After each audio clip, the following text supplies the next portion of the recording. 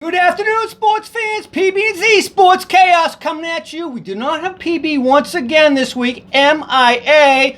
But G Money He's on milk back. cartons everywhere. He's on milk cartons everywhere. If you see this man, please call your local law enforcement because we don't know where he is. All right, but G Money's with us, and this is All-Star Weekend, so we're going to talk a little basketball. It's our noontime edition on a Sunday, and I know one of our loyal fans, two of our loyal fans down in Maryland right now are having a nooner as we speak. Oh, yeah? Apparently every Sunday they do a little nooner, so Beautiful. all right. Good for them. Good for them. All right. Basketball Hall of Fame announcements this weekend. We got the All-Star game in Chicago. Chicago, of all places. I mean, it's a great town, but don't you want to play someplace in a warm weather area? It's a big basketball city, though. I mean, the Bulls were big back in the 90s. They were, but you know what? I want to be in a warm weather spot if I'm going to an All-Star game. Right? Miami, LA. If I got selected, I'd be pulling my hamstring before I went to Chicago. Yeah, it's so cold there right now. And we're going to talk a little NCAA because don't fret now, fans, but Thursday is 1 week from the opening week of March Madness, correct? No, It's this Thursday, yes? Well, you're talking about championship week, where you try to see the actual March Madness starts March 1 month 20th. from Thursday. March, March 19th. Yep, you're right. So here we go. All right, let's get into the little 2-minute drill. Mookie Betts and David Price. It's official. They finally been traded after 2 weeks of waiting on that decision. Apparently now the kid Bradisol, the pitcher, he's been pulled out because he has an arm injury. But we got Alex Verdugo still, who apparently has a broken bone in his back.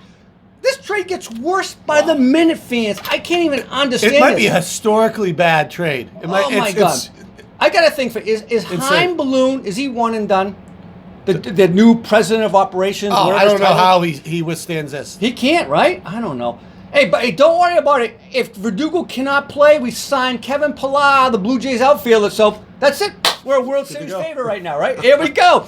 By the way, Chris Sale, training camp just started, and apparently he won't even be at opening day because he has pneumonia. What? It's a month always away. injured. He's always injured. But he's a month away from opening day. Pneumonia? I don't know. All right, NFL, they restate Myles Garrett from his suspension for ripping off Mason Rudolph's hat. Helmet, hitting him on the helmet with it. Wait a minute. If this is on the street, he would still be in jail today for that offense. Murder. What the heck? I don't understand. Oh, and then the best part is they reinstate him, and then he immediately goes and says, it goes on defense, saying, "Oh, he called me a derogatory name." That too. Like, why wouldn't you just keep your mouth shut? You're back. Move on, Miles. You're lucky you're back playing. Speaking of crimes, oh my God, the Astros. They came out with a press conference. The team came out. Jim Crane, the owner, says, this had no impact on the game. And then when one of the reporters asked him, it had no impact? I didn't say that. What? This is unbelievable. And then Cody Bellinger. I love Cody Bellinger. Now he's my favorite player of all time. He came out the next day from the Dodgers and had a bunch of stuff to say, including saying Altuve ripped off Judge from getting the MVP that year because he cheated. Good for you, Cody Bellinger. I agree. And now Dusty Baker is already petitioning the MLB. Please protect my players when they get hit by pitchers. What? George Springer, that first game of the year, leadoff batter. I'm hitting you right in the butt. Jesus, come on. Bunch of babies. Oh, my God. Bunch of babies. All right, moving on. Celtics, retiring KG's shirt. I'm not so sure, though, G-Money. You don't like KG? I love KG. him. That's why I have his shirt. It's a future Hall of Famer. You're right. We'll talk about that momentarily. But he only played 6 years for the Celtics. He bought us our first championship in like 20 years. Let me ask you a question. Why not Scott Wedman? He brought 2 championships there. Scott Wick? I don't even know. That's how. There you go. He played the 80s, number 8. Don't you know him? Hey, last local sports. The Bruins, they keep on winning. They're 8-1 in the last 9 games. The other night, they beat the Canadians once again. Les Habs or Les Hables, whatever you want to call them. Is that a rivalry anymore, the Canadians? No, Bruins? we own them. I think we're like 8. I think last 10 games we're 8-2 against them. Pasta, by the way, had his second hat trick of the year against the Canadians. It was also his 38th, 39th, or 39th, 40th, and 41st goal of the year. DYK, who was the last Bruin to have a 40-goal season? I'm surprised by this. It was a long time ago. Ooh, Cam Neely? Little after Cam, but that's not a bad bet. It was Glenn Murray back in 2002, 2003. He had 44 goals. That's a long time ago. It was, I could not believe it was that long What's ago. the last time we had a 50 goal? Because he could get to 50. It was probably Cam Neely, the one you're talking about. By the way, the last time anybody in the NHL ever had 2 hat tricks against the Canadians. Any idea who that might have been? Gonna say the great one, Gretzky. Even longer than that, it was not the great one. Gordie Howe in 1951-52. The first great one. Yes, yeah, there you go. All right, let's get into our agenda. I got to ask you, G Money. XFL, we're 2 weeks in. You're a football fan. What do you think of the game so far? I like it. It's fast paced. It's exciting, competitive. I like seeing these guys that were kind of they were thrown away. Are you betting on it? Resurrected their career. Yeah, the spreads are very reasonable. Yesterday. Are you making money? I took 2 out of the 6 games. 3 out of the 6 games. I took out the favorites because the favorites have been covering, and I've been winning. Wow, all right. I like, I think it's a great football. I love the kickoff. I love the fact that the way they do the kickoff, where they're all one can run. It's like a scrimmage, they're all right up on each other. I like that. I like the going for a 1, 2, or 3-pointer versus kicking a. Has anybody gone for the 3-pointer yet? Not yet. I have not seen it. I don't know. I would take a flyer. Why wouldn't you? Get up 9-0 beginning of the game. You got more room to throw the ball from the 10-yard line than you do from the 2. It's an easier conversion. I agree with you. And Cardell, is it Cardell Jones? Cardell Jones. Yeah, the guy from Ohio State, phenomenal. He's been playing well. He's been playing really good. I think he's going to get himself a backup role in the NFL after this, in my opinion. I think quarterback play has been okay so far. I've been surprised, but Cardell's obviously done well. The one guy who's done crappy is Matt McGloin. That guy, I didn't like him in the NFL. He was a crap Matt McGloin stopped playing flag football. Wide receiver placement horrendous though. I don't recognize the name. I actually scoured all of the Where rosters. are the wide receivers that used to play in college that didn't make the NFL? I don't get it. I don't recognize any names. And the same with the running backs. I don't know any of the running backs. Defense is the only other place where you probably see a couple guys will get in the NFL. Yeah, right? there's a lot of defensive talent. I was surprised about that. I thought it would be fireworks, but the scores are lower than Vegas is predicting. I think only 1 game went over out of the 6. So everything's kind of relatively low score because the defense is better than they thought. All right, I'm looking forward to Landry Jones playing today for his old college coach, Bob Big Game Stoops for the Dallas some Renegades. Big coaches in there, huh? There's a bunch of ex-NFL coaches. I want to see it open up more though. Play it like a college game. I agree. Everything has to be like a college game. All right, NBA All-Star Weekend. By the way, G Money, have we yet to figure out how this game is going to be determined? I'm so confused. I don't even know if I'm going to watch it. It boggles my mind, all these rules.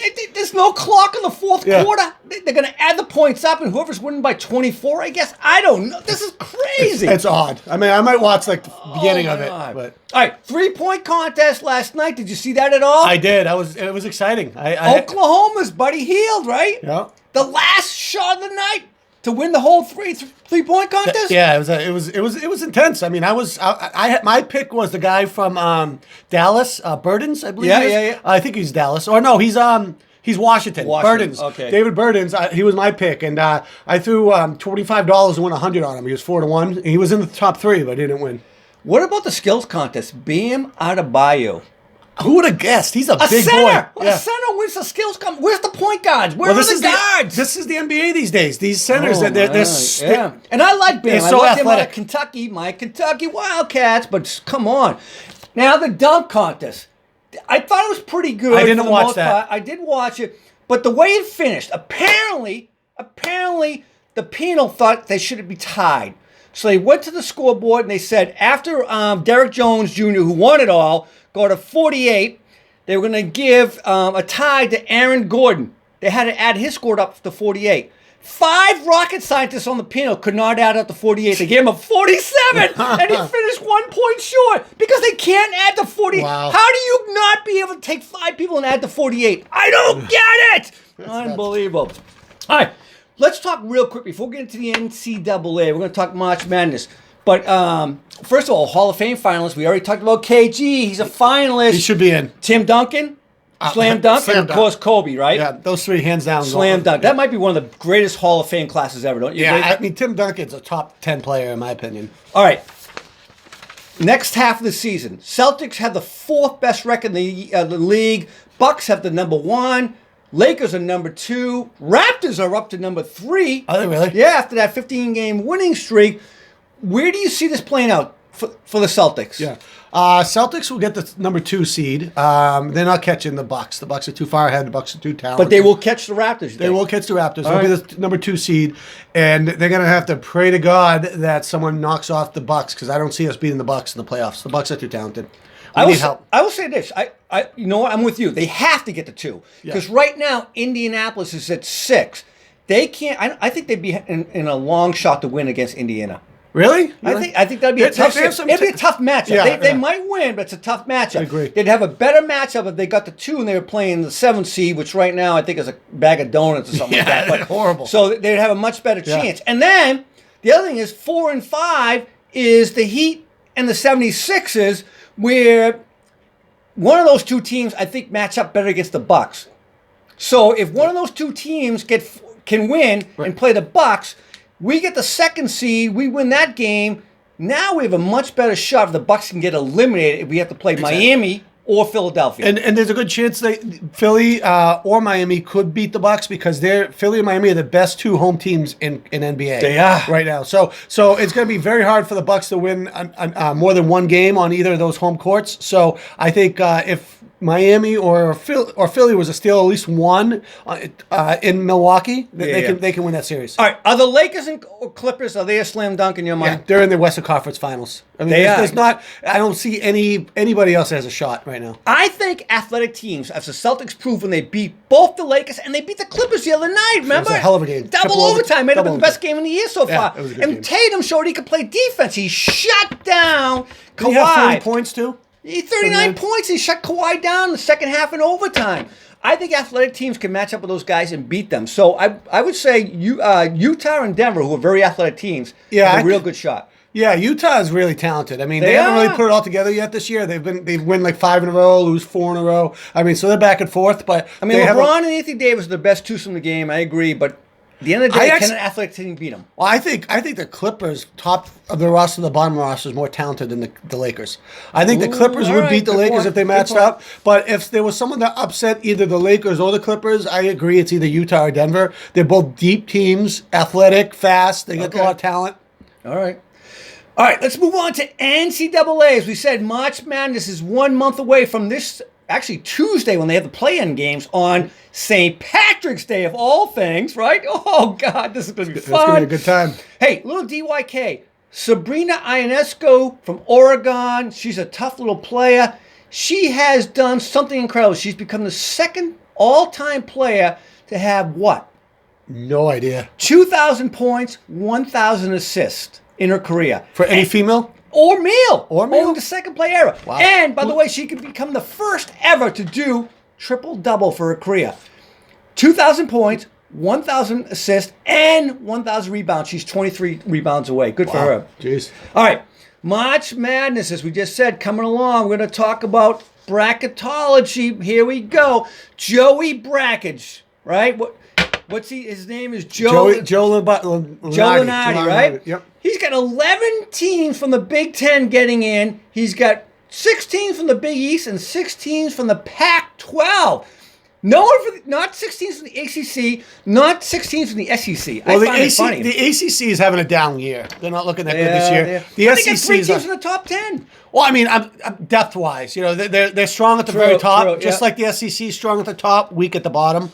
So I think neither of those 2 leagues this year are that strong, but the Big Ten is unbelievable this year. 11 teams, wow. And by the way, we've had 6 number 1s this year. I mean, right now, currently, we got Baylor.